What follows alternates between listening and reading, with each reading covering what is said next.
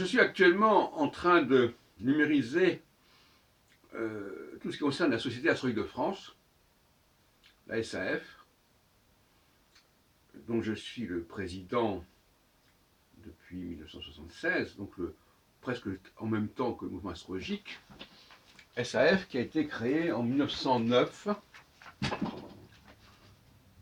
Et les petits bouquins que j'ai publiés chez Très Daniel sur l'ANEO ont été dans le cadre de cette SAF.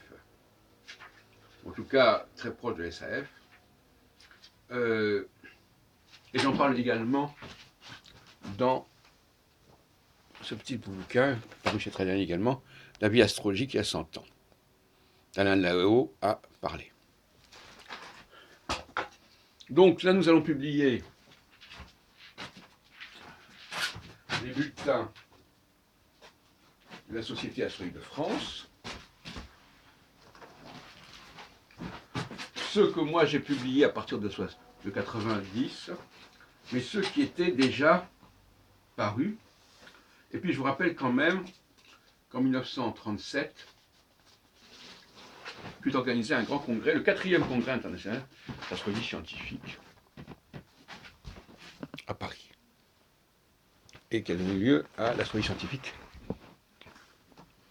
actuelle, que je vais numériser, ainsi que les bulletins de la Société astronomique de France. Donc c'est une association qui a été fondée en 1909 et qui a une très longue histoire. C'est l'association fondamentale de l'astrologie française, en fait. Il y a eu différentes périodes.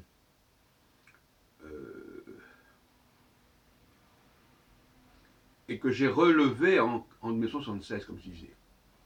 J'ai fait un bulletin qui est paru jusqu'en 1994, pour le même modèle que l'ancien bulletin qui existait. Tout ça, vous allez le trouver sur le site Scribd. Vous pourrez le télécharger. Alors, il faut rappeler donc le rôle du colonel Maillot, président de la Société astronomique de France en 1937, Boudinot, qu'on a bien connu, vice-président de la SAF, et Henri Gouchon, toujours au comité d'organisation, qui était là également, et qui viendra par la suite président.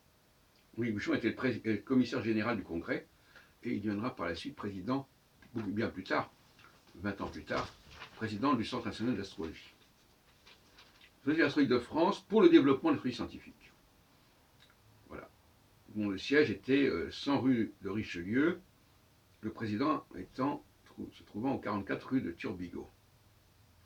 Et donc, ce congrès, donc on a parlé tout à l'heure du 7e congrès de 53, qui s'est tenu à Paris, mais avant, il y avait un 4e congrès international d'astrologie scientifique qui s'est tenu à Paris en 1937, qui d'ailleurs était en concurrence avec un autre congrès dans la même année 1937, du Collège astronomique de France de Néroman. Voilà, donc le mouvement astrologique que j'ai dirigé est lié à la Société astronomique de France. Alors il y a eu un petit incident assez étrange, parce que quand j'ai quitté le Centre national d'astrologie, j'avais proposé que le Centre d'astrologie, qui cherchait un autre nom, s'appelât Société astronomique de France. Et puis comme j'ai été remercié, si on peut dire, en tout cas je n'ai pas apprécié les comportements qu'on a eu à mon égard, alors que c'est moi qui avais organisé le congrès de 1974, et Barbeau a trouvé le moyen, alors que j'avais été élu en 1973 comme vice-président, de m'éliminer du conseil d'administration, du bureau de l'association l'année suivante, alors que j'avais mis sur pied et en œuvre le congrès qui aurait lieu en septembre 1974, alors que moi j'avais été remercié du bureau au mois de juin 1974. Alors le jeune Albron, qui avait à l'époque 27 ans, n'appréciait pas ce genre de comportement. Ce qui a abouti d'ailleurs à la création du mouvement astrologique, mais aussi à la création de la Société astronomique de France, parce qu'ils avaient oublié, les gens du CIA avaient oublié de déclarer à la préfecture de police le nouveau nom de leur association.